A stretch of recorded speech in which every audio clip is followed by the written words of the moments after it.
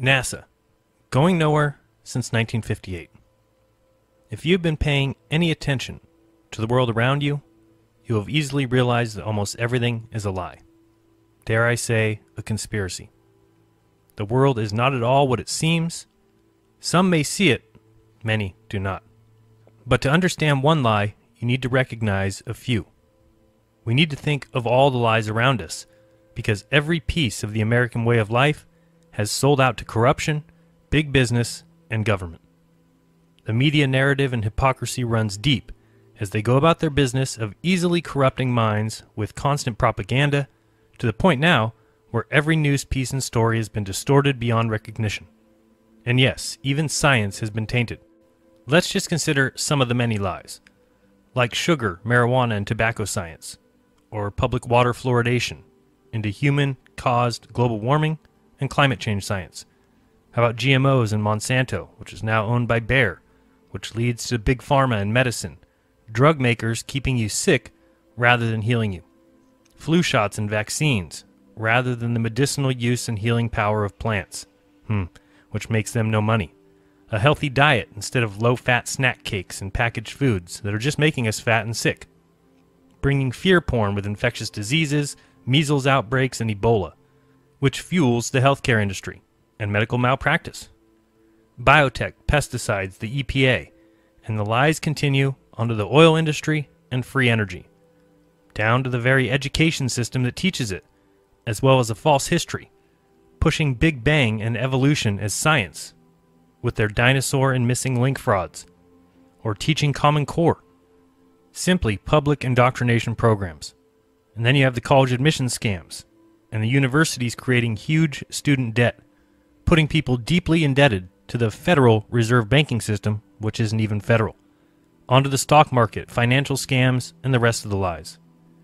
All of this in a free society, while being watched and tracked and managed by Google, Twitter, Facebook, Instagram, or even censored on YouTube, while Hollywood continues to corrupt the mind, pushing some alien agenda and a satanic message. And the music industry isn't far behind with their corruption. How about the kidnapping and human trafficking with child sex exploitation and the sexualization of minors, while pedophiles go free because of a corrupt justice system of lawyers, courts, and judges that speak another language altogether. All of it leads back to the government, which fuels the mainstream media with their hypocrisy and fake news stories. Every government agency is entirely corrupt and weaponized against the people. The IRS, the NSA, the NSF, FTC, CDC, DOD, EPA, etc.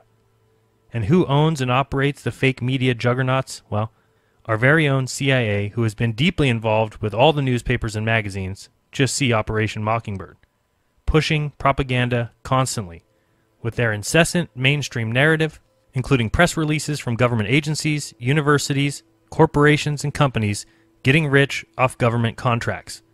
How about the false flags and covert government operations? Just see Northwoods, Gulf of Tonkin, Operation Paperclip, and thousands of others. The entire political scene with election fraud and dishonest polls, the whole left versus right two-party system pitting citizens against each other, or the entire CIA involvement in the military-industrial complex, as more war, more conflict equals more money and more growth. Or the so-called war on drugs. Our own federal government has been engaged in a shady operation of alliances with the world's largest drug cartels. Our incarceration percentage has grown by 6 times since Nixon declared a war on drugs in 1971.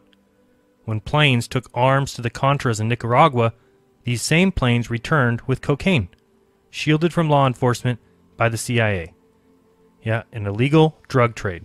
Just another pointless sham proving our own CIA is engaged with criminals and is criminal itself.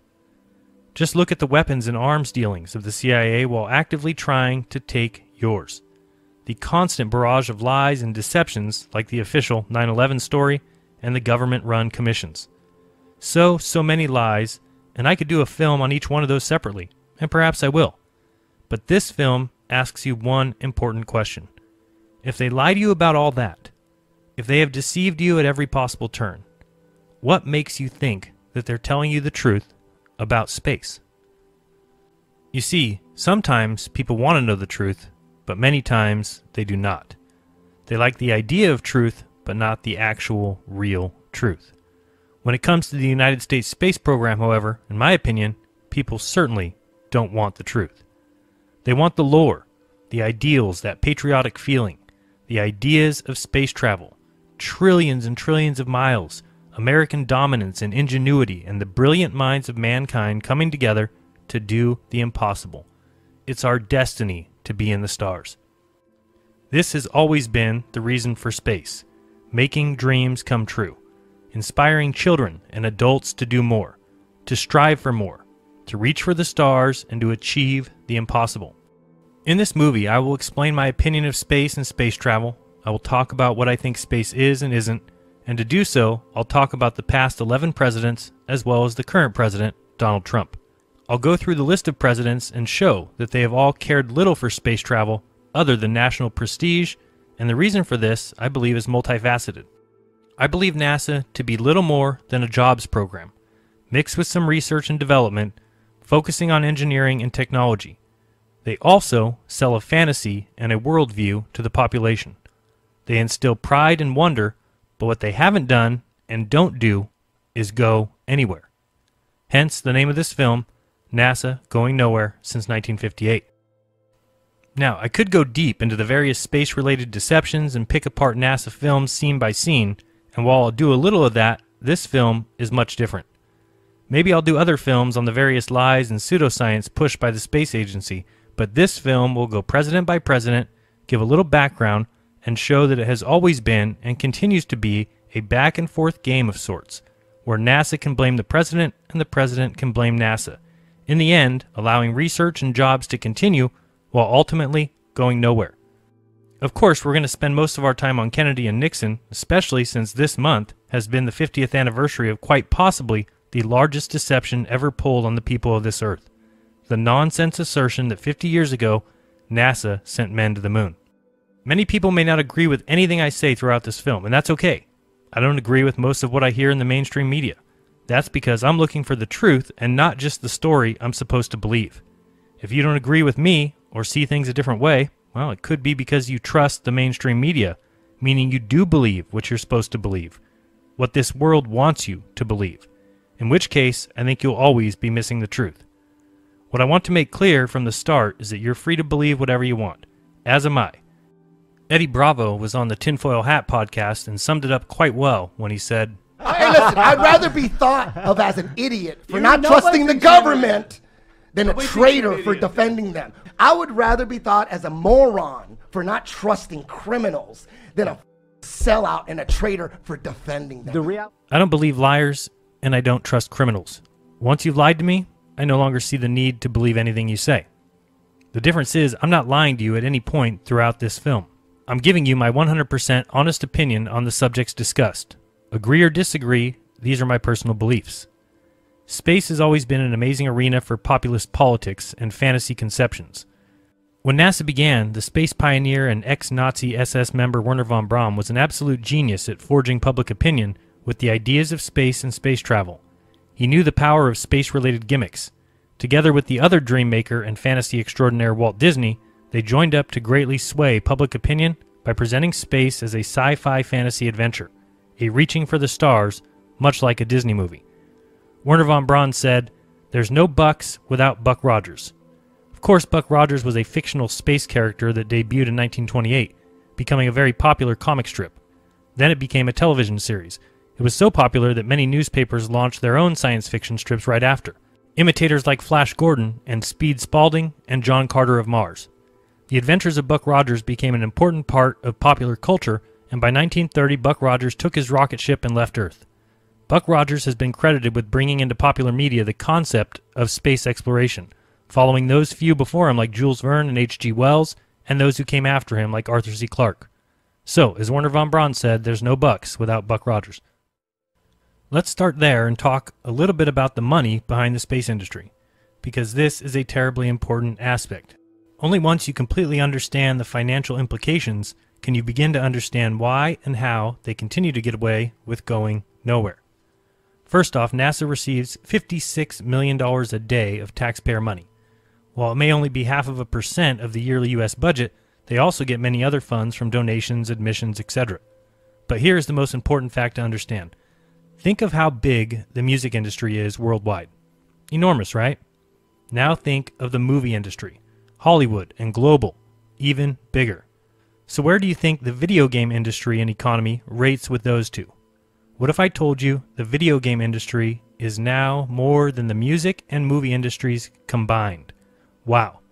This article states, forget about being a movie star, forget about becoming the next Beyonce.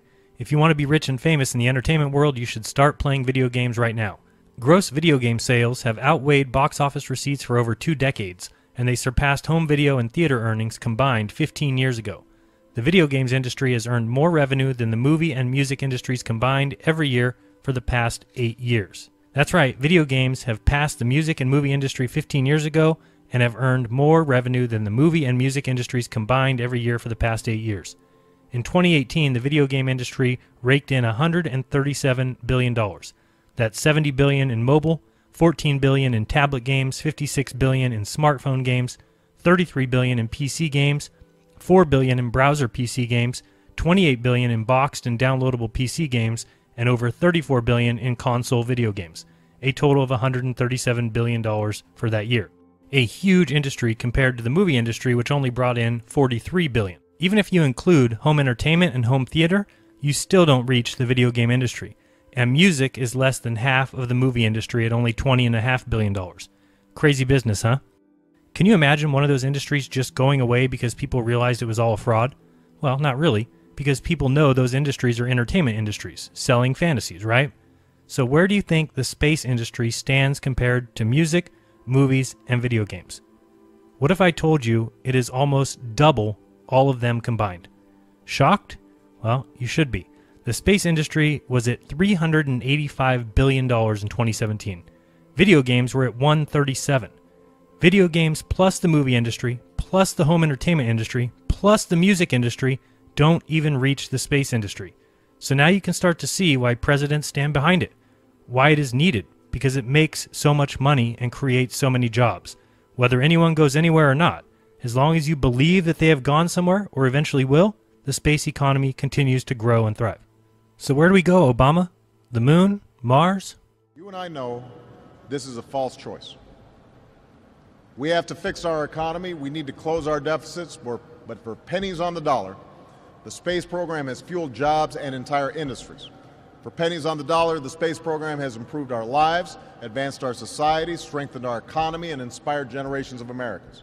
And I have no doubt that NASA can continue to fulfill this role.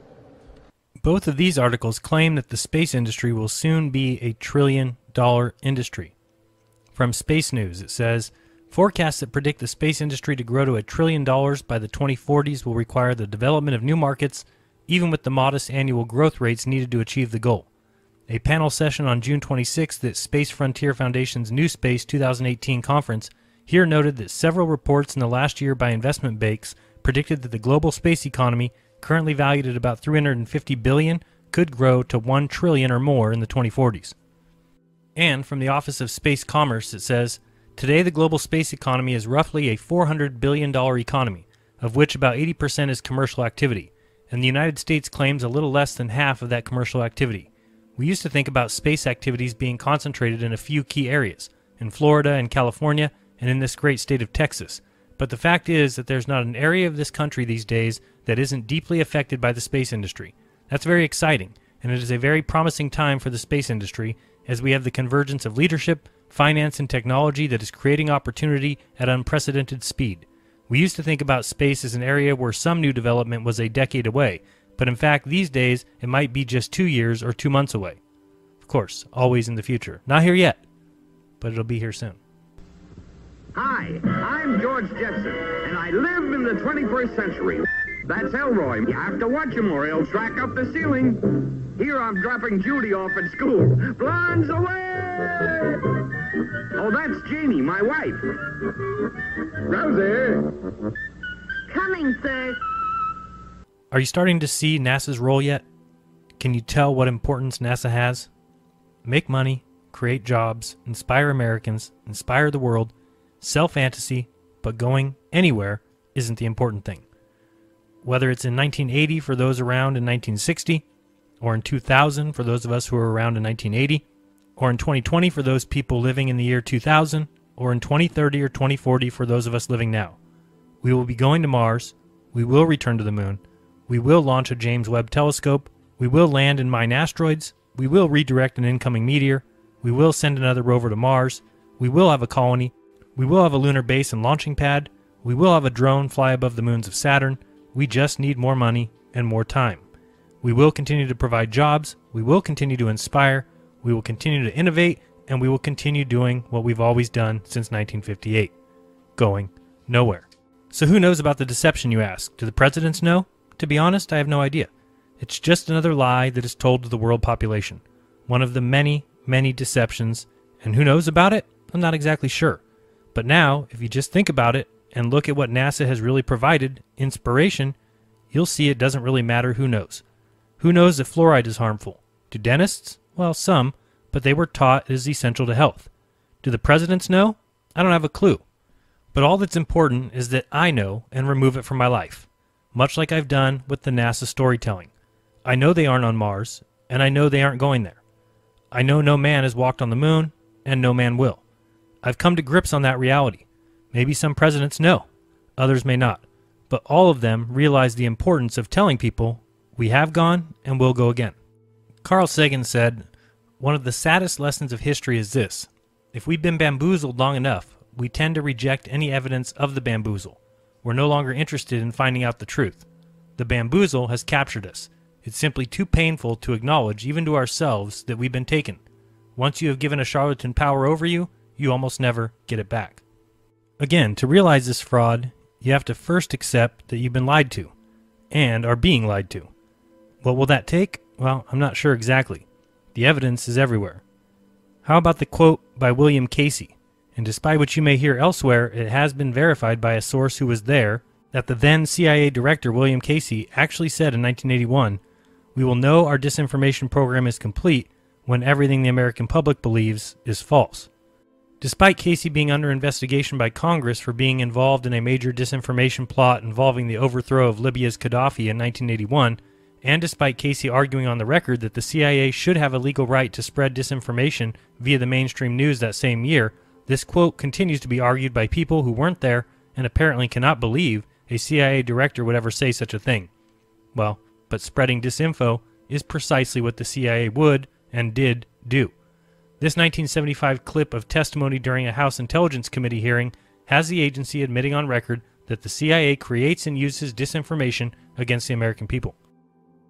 Do you have any people being paid by the CIA who are contributing to a major circulation American journal? We do have people who submit pieces to American journals. Do you have any people paid by the CIA who are working for television networks? This, I think, gets into the kind of getting into the details, Mr. Chairman, that I'd like to get into in executive session. At CBS, we had been contacted by the CIA. As a matter of fact, by the time I became the head of the whole news and public affairs operation in 1954, the ships had been established, and I was told about them. Or maybe this Bush press conference where he admits that the federal government has a long-standing practice of using prepackaged news reports and calling them news, when the government themselves has created them. Told us you had ordered your administration to cease and desist on payments to journalists to promote your agenda. You cited the need for ethical concerns and the need for a bright line between the press and the government. Your administration continues to make the use of video news releases, which are prepackaged news stories sent to television stations, fully aware that some or many of these stations will air them without any disclaimer that they are produced by the government. Comptroller General of the United States this week said that raises ethical questions. Does it raise ethical questions about the use of government money to produce stories about the government that wind up being aired with no disclosure that they were produced by the government? There is a Justice Department opinion that says these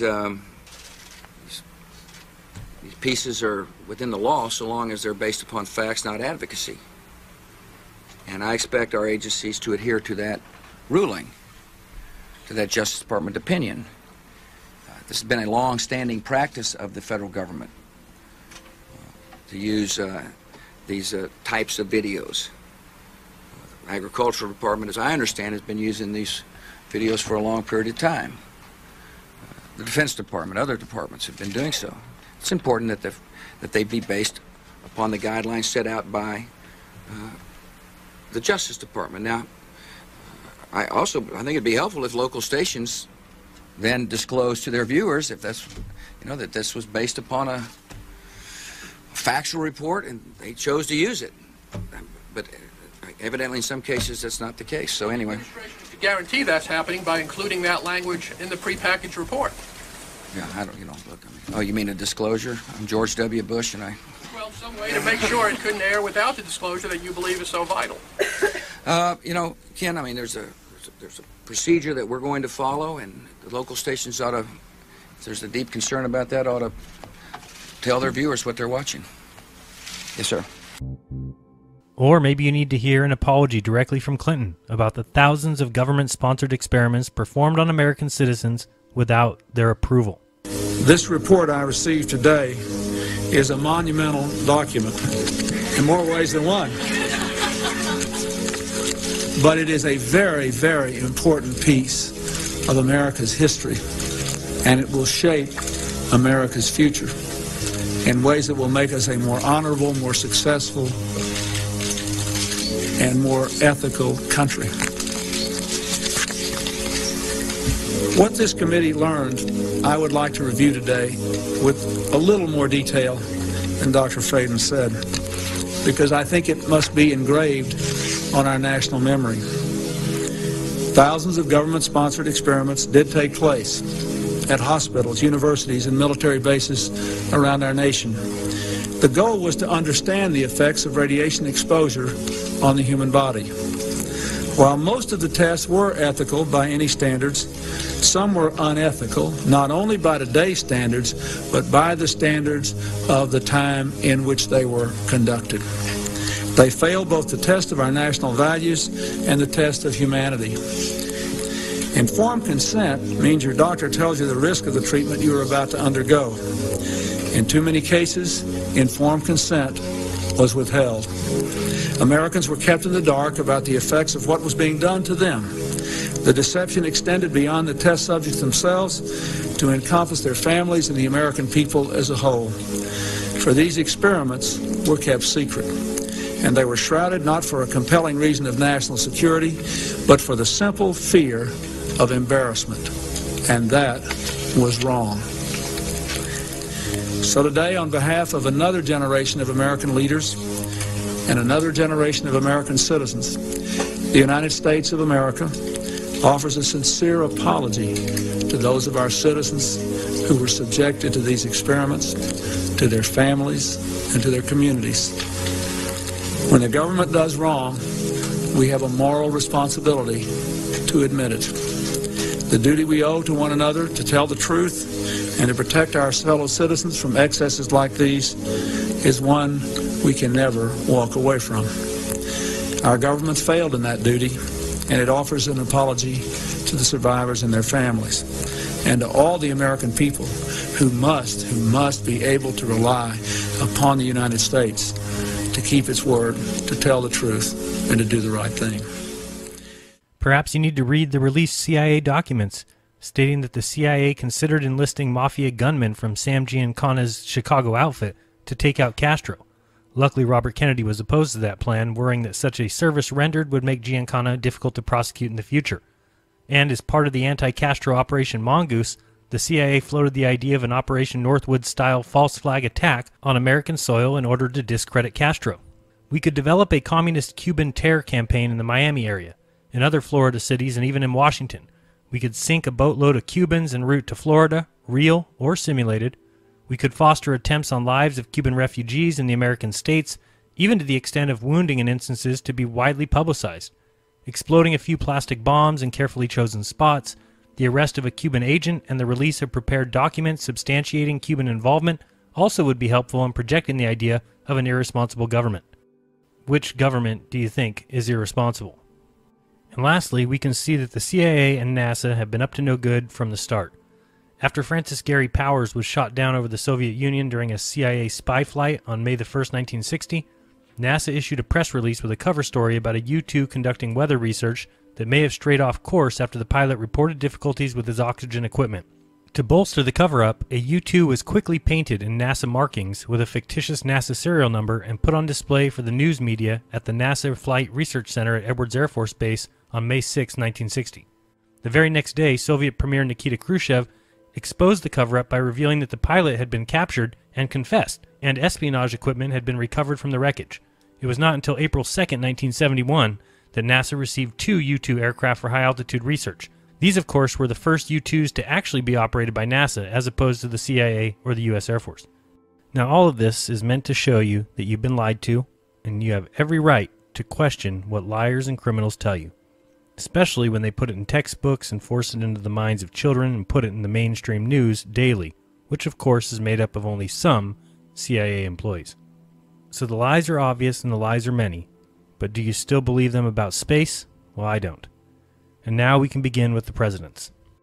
So why the presidents? Well, the president is not only commander-in-chief, he's the commander-in-chief of NASA. NASA is an administrative function in our government, and it reports directly to the President of the United States. It is the president and his staff that set NASA's agenda and request the budgetary resources needed to carry it out. So no one other than the president ultimately has greater influence over the direction and the pace of the U.S. space efforts. Congress then has to approve it, but normally makes little to no changes to the presidential recommendations. When it comes to the presidents, in my mind, the job is pretty simple. You toe the line, you make a splash if you need it for re-election, celebrate the so-called achievements to show that you care, speak softly of tragedies, but ultimately you can't make NASA do anything or go anywhere. Up first is Dwight D. Eisenhower, president from 1953 to 1961. His vice president, of course, was Richard Nixon, hand-selected by Prescott Bush. He announced in 1955 that the U.S. would launch a satellite a few years in the future. I guess it takes a long time. But he was beat to the punch when Russia launched Sputnik in 1957. They say this is why he signed legislation that started NASA, but he wasn't too worried about Sputnik, as he called it one small ball in the air. But the public was scared, so NASA to the rescue. He didn't think we needed a civilian space company, thought everything should go through the DoD, but Nixon and LBJ convinced him.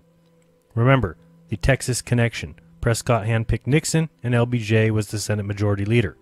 Eisenhower believed anything space should be all DoD. So much so that he decided the astronauts should be all military. Makes sense, right? Guys who have taken an oath of secrecy. But he saw what Russian propaganda had done, and so followed the leader. Calmed the public fears with NASA and his calming voice from space in 1958. The world got to hear his voice from a tape recorder on a satellite. Hilarious. Listen in.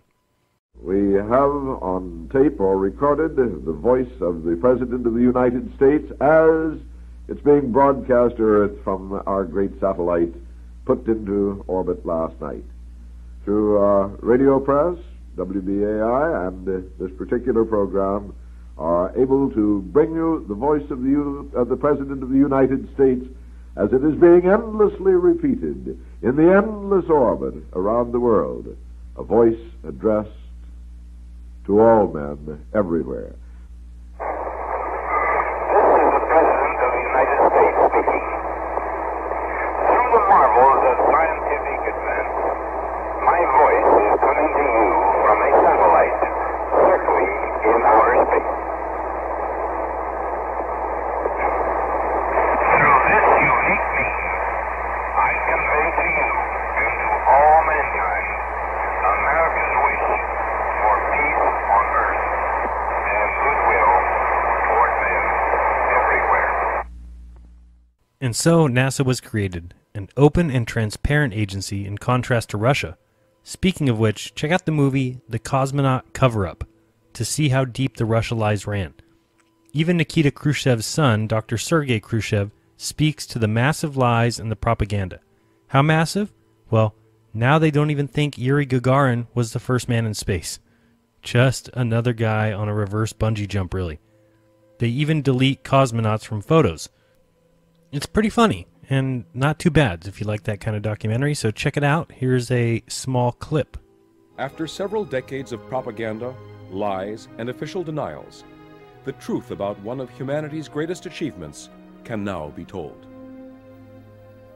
He gave NASA the Army's Jet Propulsion Lab, JPL, and the German rocket team led by Nazi Werner von Braun.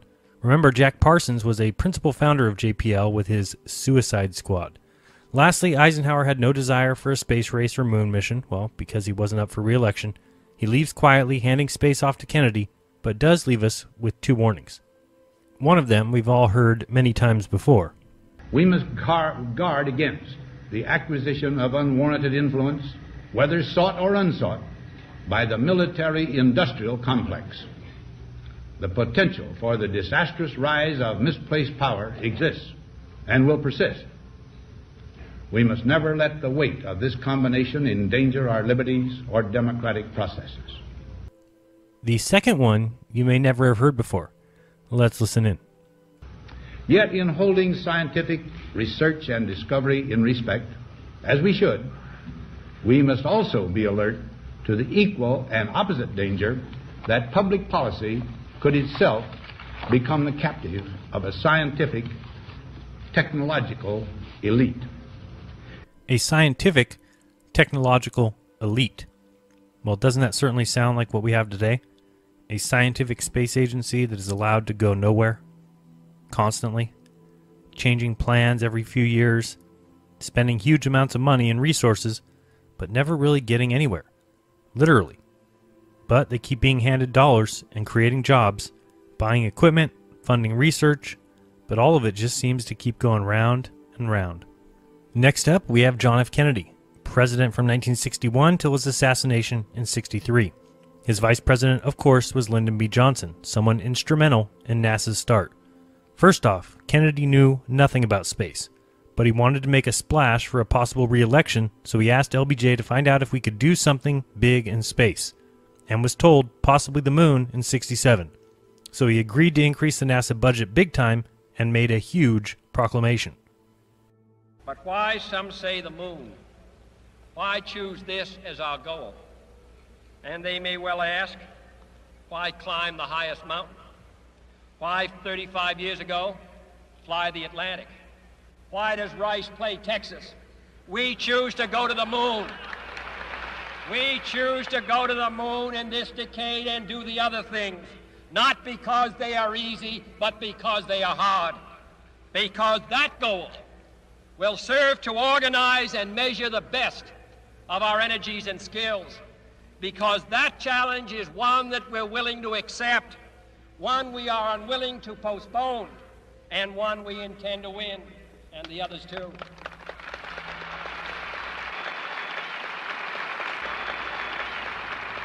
We shall send to the moon 240,000 miles away from the control station in Houston, a giant rocket more than 300 feet tall, the length of this football field, made of new metal alloys, some of which have not yet been invented, capable of standing heat and stresses several times more than have ever been experienced, fitted together with a precision better than the finest watch, carrying all the equipment needed for propulsion, guidance, control, communications, food, and survival on an untried mission to an unknown celestial body, and then return it safely to Earth, re-entering the atmosphere at speeds of over 25,000 miles per hour, causing heat about half that on the temperature of the sun, almost as hot as it is here today, and do all this, and do all this, and do it right,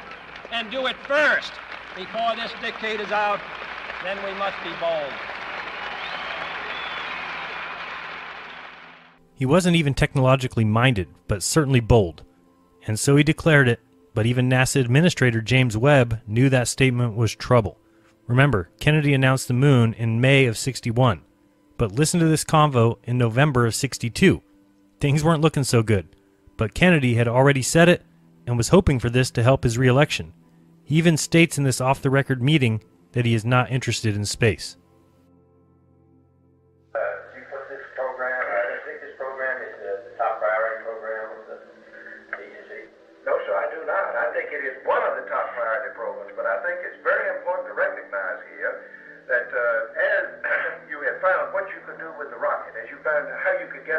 beyond the Earth's atmosphere and into space and make measurements.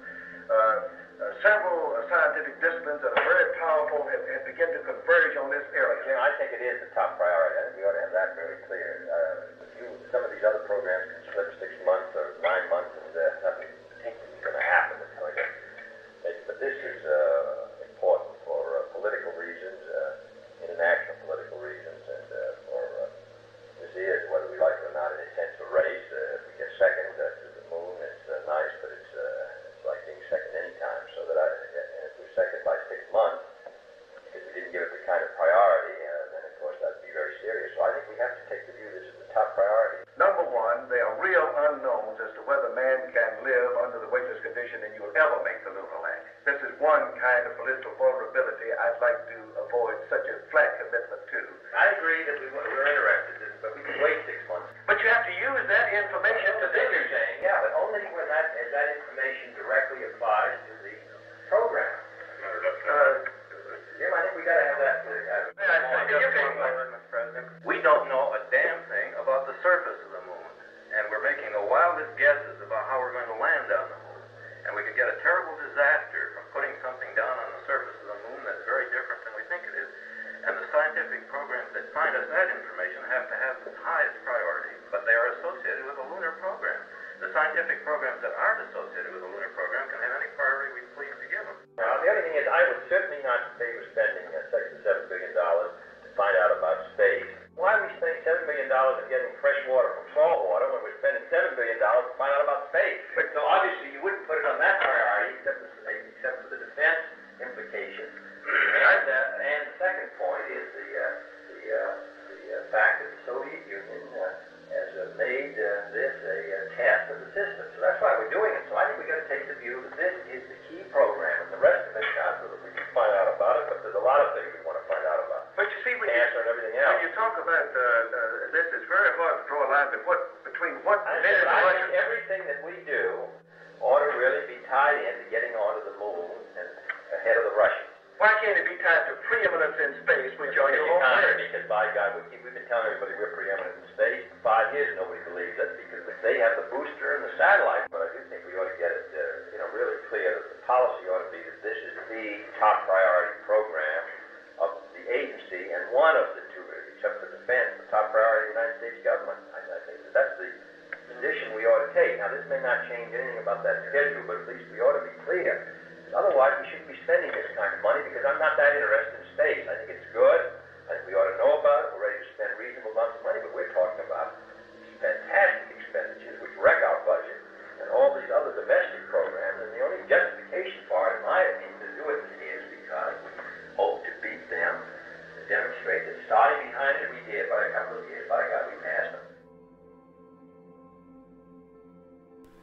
A lot of interesting things said there in late 1962. Kennedy had already proclaimed that we were going to the moon just a year earlier, even though we'd never even put a person in space. His re-election was not looking good if it was decided we couldn't go. So the head of NASA knew they had no knowledge of the moon or how to operate in space even. And JFK admits he isn't even interested in space, it's all a prestige thing. Now, by September of '63, Kennedy now doesn't even think we'll be first. Now he thinks we should go to the moon with Russia. Shortly after this speech, rarely heard, he is killed, and the cooperation idea disappears.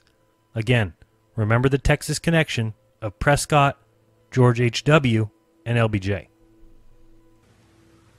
Finally, in a field where the United States and the Soviet Union have a special capacity in the field of space, there is room for new cooperation, for further joint efforts in the regulation and exploration of space. I include among these possibilities a joint expedition to the moon. Space offers no problems of sovereignty. By resolution of this assembly, the members of the United Nations have forsworn any claim to territorial rights in outer space or on celestial bodies, and declared that international law and the United Nations Charter will apply. Why, therefore, should man's first flight to the moon be a matter of national competition? Why should the United States and the Soviet Union, in preparing for such expeditions, become involved in immense duplications of research, construction, and expenditure. Surely we should explore whether the scientists and astronauts of our two countries. Of course, Kennedy is killed and the space race is back on. In steps Lyndon B. Johnson, who was president from 1963 until 1969. His VP was Hubert Humphrey. LBJ toes the line. He keeps the heavy funding going to NASA and continues to push for the moon. As Kennedy's VP, he was the chairman of the National Aeronautic Space Council, so of course NASA gets to keep their increased funding, and LBJ pushes space big time. But he was also the president when the Apollo 1 fire took 3 lives. Well, 4 if you count Tom Barron. In my interview with Gary Corsair, you can find out a lot about this so-called accident. Tom Barron is the one that testified against NASA, and his report was lost. A week later, he gets hit by a train, dies, as does his wife and child. That train was on a NASA track that came from a NASA switchyard. There were 2 witnesses. One refused to ever speak. The one who did speak lived in a home owned by North American Aviation, the employer of Tom Barron. His lawyer died that same year from a massive heart attack. A reporter on Barron's side committed suicide by jumping out of a plane and not pulling his parachute. A worker that was said to be on the train when Barron hit it says that's a fabrication because he wasn't, and the coroner said, yes, that's my signature on the death certificate, but doesn't recall doing the autopsy. Also, Johnson allowed NASA to do its own investigation into the accident of Apollo 1. And remember, it was Johnson who was the one who started the Great Warren Commission, who of course concluded that Lee Harvey Oswald was the lone gunman. Good old LBJ. And then came Nixon, finally becoming president from 1969 to 1974 before resigning. He had 2 vice presidents, Spiro Agnew, before he resigned, and then Gerald Ford. We all know that he spoke via telephone to Neil and Buzz while they were on the moon 240,000 miles away. I'm talking to you by telephone from the Oval Room at the White House. And this certainly has to be the most historic telephone call ever made from the White House. I just can't tell you how proud we all are of what you have done. For every American, this has to be the proudest day of our lives. And for people all over the world, I am sure that they too join with Americans in recognizing what an immense feat this is. Because of what you have done, the heavens have become a part of man's world. And as you talk to us from the Sea of Tranquility, it inspires us to redouble our efforts to bring peace and tranquility to earth. For one priceless moment in the whole history of man, all the people on this earth are truly one. One in their pride in what you have done, and one in our prayers that you will return safely to earth.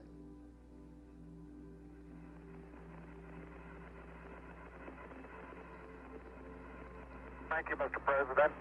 It's a great honor and privilege for us to be here representing not only the United States, but men of peace of all nations, and with interest and a curiosity and with a vision for the future. Honor for us to be able to participate here today. And thank you very much, and I look forward, all of us look forward to seeing you on the Hornet on Thursday. He's also the one that got the shuttle rolling and gave it to California, well, because jobs equals votes, and it worked. Von Braun wanted Mars, but Nixon said no. He won re-election quite easily and kept the public occupied with the moon. So they kept their eyes off of what was going on in Vietnam, and it was a great distraction. Nixon said, I don't give a damn about space. I'm not one of those space cadets, and he actually never made any kind of a space speech. However, in a time of turmoil, he felt that U.S. citizens needed heroes, and who better than American astronauts? In stepped Gerald Ford, who was never elected president or even vice president. He was president from 1974 to 1977. His vice president was Nelson Rockefeller, also not elected, but selected. He was only president for 3 years and didn't care much about space. He also renamed the first shuttle, which was originally named Constitution, but Ford renamed it Enterprise in 1976 to honor Star Trek, its fans, and its impact on society. Again, celebrating the idea of space. He had no plans for any kind of return to the moon or Mars. For the time being, the shuttle was enough to keep people happy. And of course, if you're looking for the connections, he was a Warren Commission member and also selected George Herbert Walker Bush as the head of the CIA. Let me call to express my very great admiration for your hard work, your total dedication in preparing for this first joint flight. It's taken us many years to open this door to useful cooperation in space between our two countries. And I'm confident that the day is not far off when space missions made possible by this first joint effort will be more or less commonplace. And may I say, in signing off, here's to a soft landing. Next up, Jimmy Carter became president from 1977 to 1981. His vice president was Walter Mondale. Neither of these guys were big fans of space. In 1979, Carter considered canceling the shuttle program altogether, since it had so many issues like every single NASA program ever. But as usual with NASA, so much money had already been spent on the shuttles that he had to let it continue. He did do his job, however, as stated before, congratulated astronauts and towed the company line. NASA continued going nowhere. In one of the funniest videos ever, watch this Space Foundation public service announcement with Gerald Ford and Jimmy Carter.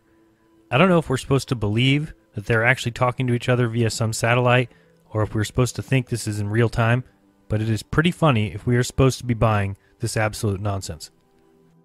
Good afternoon, Mr. President. It's a lovely day here in Georgia. Good morning, Mr. President. It's a nice day here in California. California? I could swear we were right next to each other. With a communications satellite, we can be. That's one way space technology impacts on life here on Earth. Television, telephone, and radio signals bounced off satellites bring people together who are thousands of miles apart. They bring us world events as they're happening. They help us educate, entertain, and inform. But communications satellites are only one of the thousands of practical applications of space technology. In the months ahead, you'll be hearing about remarkable advances in the diagnosis and treatment of heart disease and cancer. New ways to generate electricity and control pollution. All of them spin-offs of space technology.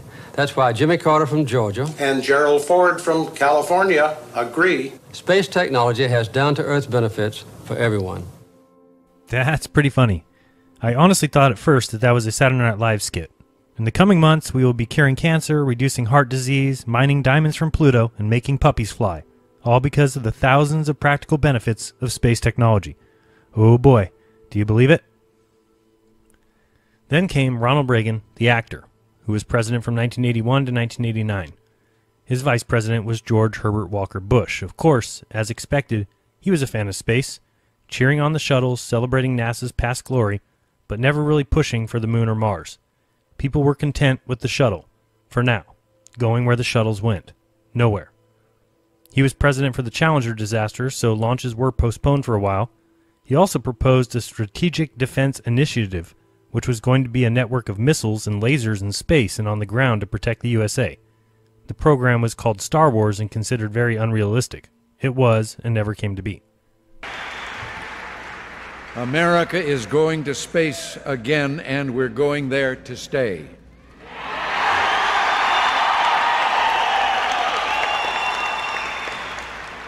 Commander Rick Hawk, pilot Dick Covey, and mission specialist Pinky Nelson, Mike Lounge, and Dave Hilmers are space-age pioneers, but their spirit is rooted deep in our heritage. We're a nation born of pioneers, and we'll always create our future on the frontier. Americans can live no other way. Our early settlers knew great risks and made great sacrifices, but with their sacrifice, they moved the frontier forward and built a great nation. Neither can we stand still, nor be content, and we're not afraid. Ill fortune can slow us down, but it can't stop us. You can delay our long trek to greatness, but you cannot halt it. How better can we pay tribute to those who came before us than by continuing their quest for knowledge, their struggle against limits, by continuing to push toward the far frontier. Mr.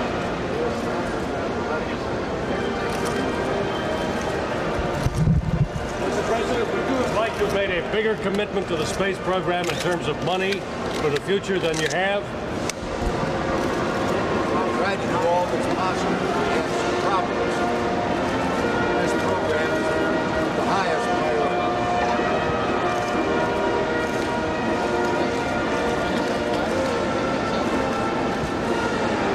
To expand human knowledge of the atmosphere and space, and to pursue the practical benefits gained from these activities in order to improve the lot of mankind. Men and women of NASA, well done. Your accomplishments in these 2.5 decades have already served your country and the people of this planet well.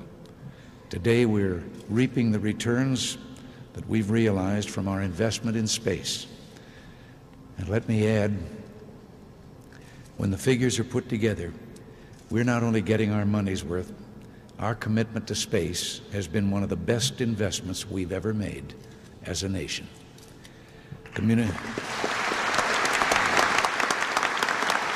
Perhaps NASA's greatest gifts have been the moments of greatness that you've allowed all of us to share. All of us, whether we were school teachers, actors, government employees, farmers, factory hands, secretaries, or the cop on the beat, all of us were along on those early Mercury missions. We were part of the NASA team launching probes into deep space to chart the unknown, to photograph the rings of Saturn and the surface of Mars. We were there and our hearts were filled with such pride when Neil Armstrong, an American, the first person to set foot on the moon, said, "One small step for a man, one giant leap for mankind." And we saluted right along with him when he planted Old Glory in the lunar soil. NASA's done so much to galvanize our spirit as a people, to reassure us of our greatness and of our potential. In recent days, the space shuttle has, as another NASA project before it or other projects before it, captured our hearts and imaginations. You want to go up in space? Been there for several years. Well, I agree with you on that. The actor certainly played his part. He towed the line, kept the dreams alive, he celebrated the past and talked about going to the stars for good. I'm sure NASA was quite pleased.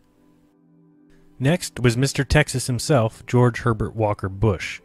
He was president from 1989 to 1993. His vice president was Dan Quayle.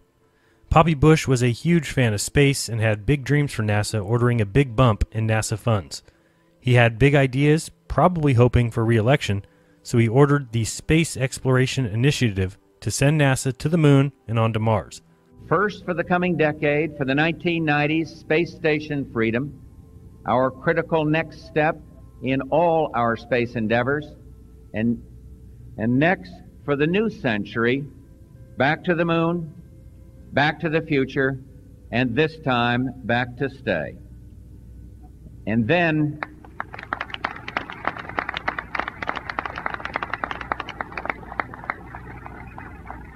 then a journey into tomorrow, a journey to another planet, a manned mission to Mars.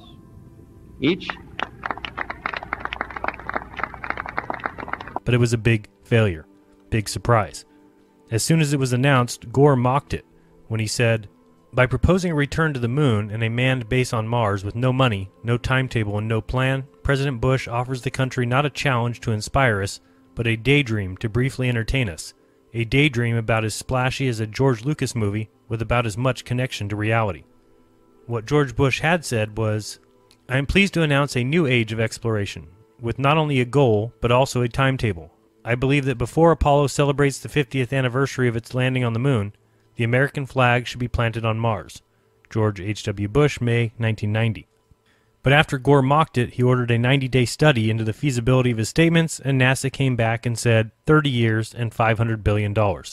That was, surprise, 30 years ago, and NASA has gone nowhere. And so again, big plans, big dreams, and NASA continues on, going nowhere. before the 50th anniversary, a flag should be on Mars? Well, NASA can't even go back to the moon.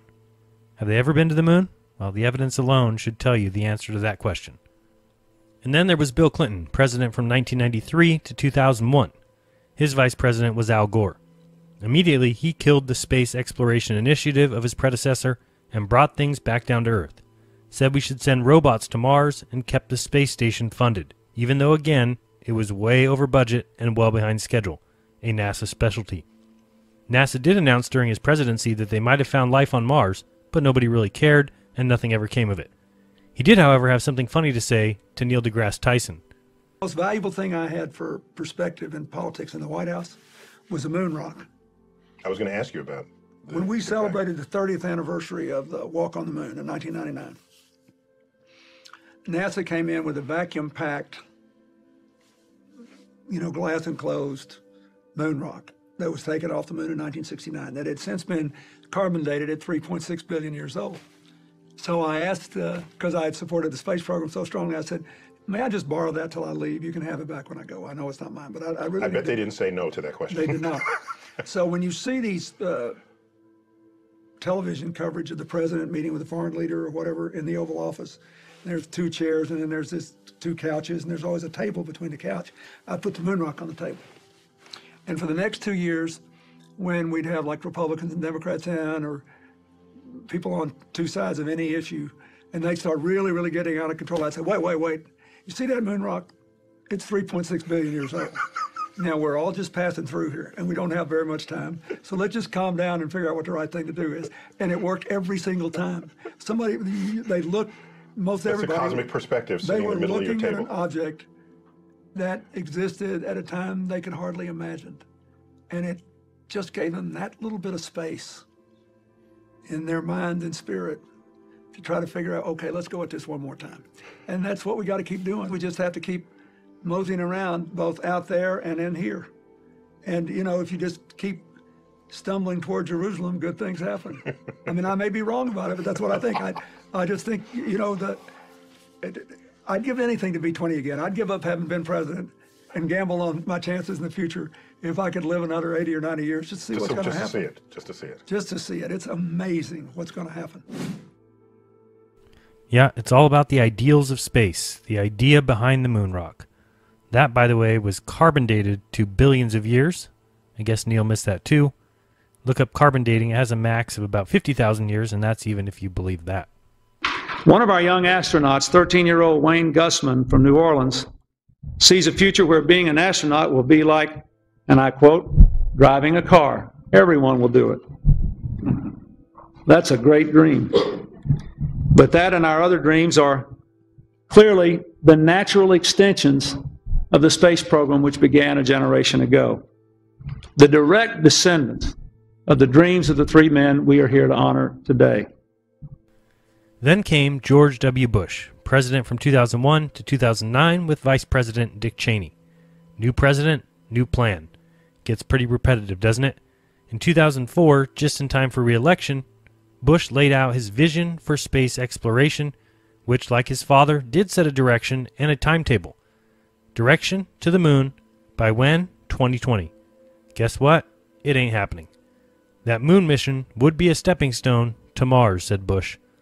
This may have been in response to NASA's 2003 report that blamed the Columbia disaster on the presidents, saying that there had been a failure of national leadership in not replacing an aging shuttle and not providing a strategic vision to guide U.S. civilian space activities. Well, NASA got what it wanted and still has gone nowhere. Bush also started the Constellation program, which would include a new spacecraft called Orion, a lunar lander, and new rockets. But it also never came to be. This time changed by the next president. Any patterns here? Our third goal is to return to the moon by 2020 as the launching point for missions beyond. Beginning no later than 2008, we will send a series of robotic missions to the lunar surface to research and prepare for future human exploration. Using the Crew Exploration Vehicle, we will undertake extended human missions to the moon as early as 2015, with the goal of living and working there for increasingly extended periods of time. More goals, more fails. It's a never-ending saga, always coming in the future. Then came Barack Obama, president from 2009 to 2017, his vice president, creepy Joe Biden. Obama almost immediately got rid of the Constellation program of George Bush in 2010. Instead of going to the moon, Obama wanted to begin construction on landers for a 2030s trip to Mars, and for humans to visit an asteroid by 2025. Obama upped the budget for NASA to help them actually go somewhere. However, still, they've gone nowhere. By the mid-2030s, I believe we can send humans to orbit Mars and return them safely to Earth. And a landing on Mars will follow, and I expect to be around to see it.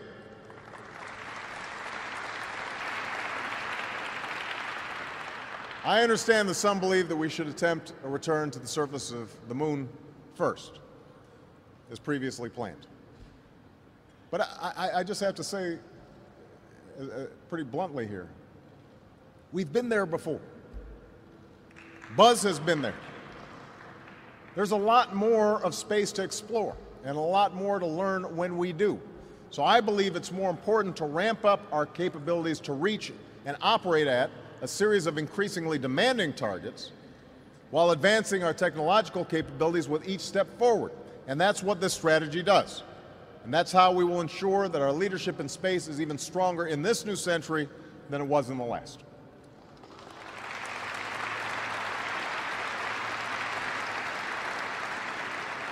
This holds the promise of generating more than 10,000 jobs nationwide over the next few years. And many of these jobs will be created right here in Florida, because this is an area primed to lead in this competition. We've seen that in the NASA budget, which has risen and fallen with the political winds. But we can also see it in other ways, in the reluctance of those who hold office to set clear, achievable objectives, to provide the resources to meet those objectives, and to justify not just these plans, but the larger purpose of space exploration in the 21st century. In 2013, NASA Chief Charles Bolden put it quite simply, and maybe we should pay attention. Bolden warned of the importance of staying on target with space exploration.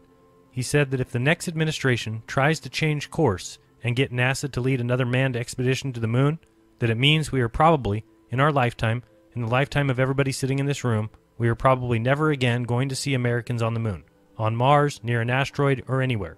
We cannot continue to change the course of human exploration. And yet, that's what they keep doing. Going nowhere. And last, our current president, Donald Trump, who became president in 2017 with Vice President Mike Pence. He's not sure what he wants. He has said both, almost demanded both. He even offered NASA an unlimited budget if they could send men to Mars by the end of his first or second term, and was told no, they couldn't.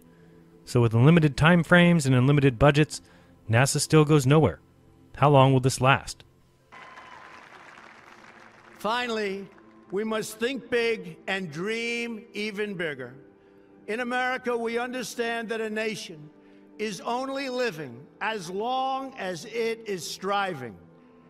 We will no longer accept politicians who are all talk and no action, constantly complaining, but never doing anything about it.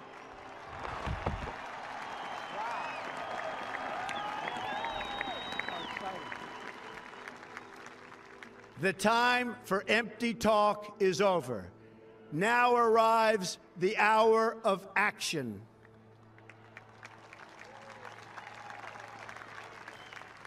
Do not allow anyone to tell you that it cannot be done. No challenge can match the heart and fight and spirit of America. We will not fail. Our country will thrive and prosper again. We stand at the birth of a new millennium, ready to unlock the mysteries of space, to free the earth from the miseries of disease, and to harness the energies, industries, and technologies of tomorrow. A new national pride will stir our souls, lift our sights, and heal our divisions. Well, we will wait and see. He said the time for talk is over. He tried to give NASA an unlimited budget and they failed. So now the direction has changed. Donald Trump now wants to send NASA to the moon. Just as the United States was the first nation to reach the moon in the 20th century, so too will we be the first nation to return astronauts to the moon in the 21st century. And I'm here on the President's behalf to tell the men and women of the Marshall Space Flight Center and the American people that at the direction of the President of the United States, it is the stated policy of this administration and the United States of America to return American astronauts to the moon within the next 5 years. And that's why today, the National Space Council will send recommendations to the President that will launch a major course correction for NASA and reignite that spark of urgency that propelled America to the vanguard of space exploration 50 years ago. As you will hear, in these recommendations, we will call on NASA not just to adopt new policies, but to embrace a new mindset. That begins with setting bold goals and staying on schedule. To reach the moon in the next 5 years, we must select our destinations now. NASA already knows that the lunar South Pole holds great scientific, economic, and strategic value. But now it's time to commit, to go there. And today, the National Space Council will recommend that when the first American astronauts return to the lunar surface, that they will take their first steps on the moon's south pole. And here's the other thing that should be obvious.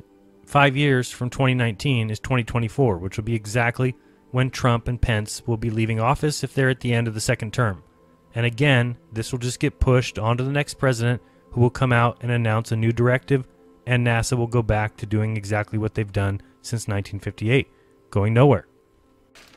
Okay, thank you very much. For almost 6 decades, NASA's work has inspired millions and millions of Americans to imagine distant worlds and a better future right here on Earth.